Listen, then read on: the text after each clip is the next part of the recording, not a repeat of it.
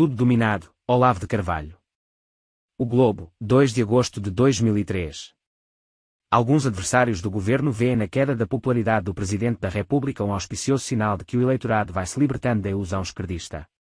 Mas isso sim é que é ilusão. A força de uma corrente política não se mede pelo prestígio de um de seus membros, mas pela somatória dos seus meios de ação, comparados aos do antagonista. O mais decisivo é a predisposição do público para aceitar o discurso de um dos lados. Hoje em dia, a credibilidade a priori da fala esquerdista é tão hegemônica que qualquer argumento contra, já não digo para ser aceito, mas simplesmente para ser compreendido, tem de se traduzir nos termos dela, esvaziando-se de toda a energia própria. A esquerda tem o monopólio do ideário nacional, da linguagem dos debates públicos, dos critérios de julgamento do bem e do mal. Isso equivale, em política, ao domínio do espaço aéreo em estratégia militar. O inimigo pode criar focos de resistência limitados e pontuais, mas o conjunto, o esquema geral, está sob controle. Como diriam os evangélicos, está tudo dominado.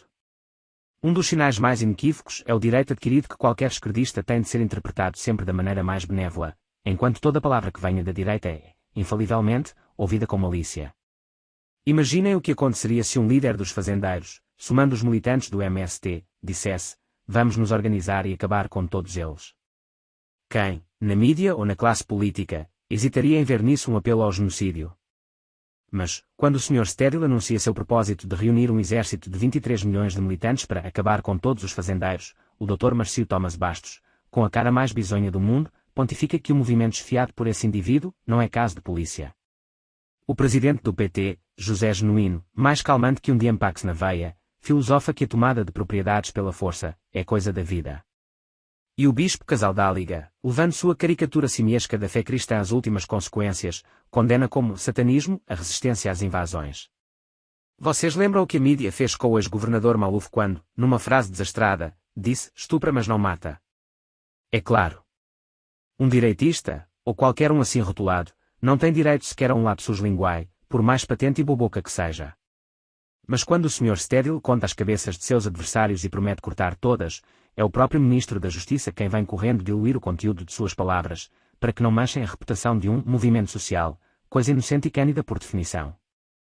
Como acabar com 27 mil cidadãos, se não matando-os ou aterrorizando-os?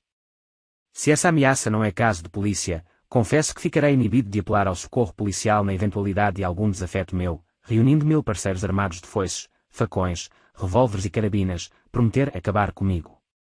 1000 contra 1, antigamente, era covardia, era massacre. Hoje é movimento social. E oni soit qui mal y pense. Afinal, os revisionistas do Holocausto também não alegavam que Hitler jamais ameaçara matar os judeus, apenas acabar com eles. Foram os pérfidos sionistas que, retrospectivamente, atribuíram más intenções àquele doce de criatura. Hegemonia linguística é isso, basta mudar o nome de um crime, e ele deixa de ser crime. Passa a ser uma coisa da vida, se não a expressão da vontade divina, que só satanistas ousariam contrariar. Mas as massas de camponeses sob o comando de Mao Tse-tung não eram um movimento social. Não eram movimentos sociais as hordas de pés rapados que, com estandartes nazistas, marchavam pelas ruas de Berlim exigindo acabar com os ricos e os comunistas. Não são movimentos sociais as tropas de invasores que, no Zimbábue, já acabaram com mais de 1000 fazendeiros. Não é movimento social a narcoguerrilha colombiana, que dá emprego a milhares de plantadores pobres. Segundo o nosso governo, as Farc são uma organização tão respeitável quanto o governo da Colômbia. Se, portanto, com a melhor das intenções sociais, elas injetam no mercado nacional 200 toneladas de cocaína por ano, isso é ou não é um caso de polícia? É crime ou coisa da vida? Perguntem ao Ministro da Justiça, perguntem a José Genuíno, perguntem a Dom Pedro Casaldáliga. A língua portuguesa do Brasil, aviltada pelo abuso semântico institucionalizado, já não serve para a gente se explicar sobre o que quer que seja, serve só para papadear chavões esquerdistas. Por isso é que os fazendeiros se enganam tragicamente quando pensam que, com guardas armados, podem resistir às invasões.